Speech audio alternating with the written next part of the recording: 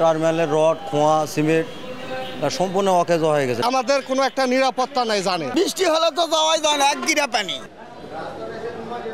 ভবনের ছাদ থেকে খুলে গেছে পলেস্তারা, বের হয়েছে লোহার বড় বড় রড। বৃষ্টি এলেই ছাদ চুয়ে পড়ছে পানি। অরক্ষিত ভবন যে কোনো সময় ভেঙে পড়ার শঙ্কা।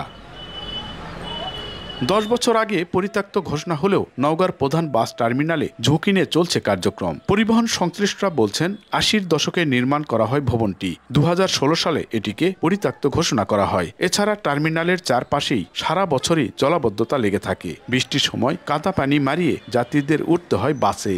টার্মিনালের রড, খোয়া, সিমেন্ট সম্পূর্ণ অকেজ হয়ে গেছে। 10-12 বছর থেকে অকেজ ঘোষণা করছে। এখানে শ্রমিকেরা খুব দুর্ভোগ ভোগ করে ভাই, যে ইট খোয়া পড়িয়া যাচ্ছে, যে কোনো আমাদের কোনো একটা নিরাপত্তা নাই, জানে বৃষ্টি হলে তো যাওয়াই যায় না, এক গিরা পানি। এই টার্মিনালটা আসুও প্রয়োজন, কারণ এখানে 100 কোটি টাকার ব্যাপার নাই।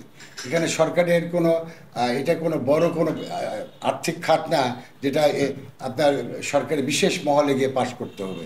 তবে পৌর কর্তৃপক্ষ বলছে বিশ্ব ব্যাংকের আর্থিক সহায়তায় আধুনিক টার্মিনাল নির্মাণে প্রস্তাব পাঠানো হয়েছে।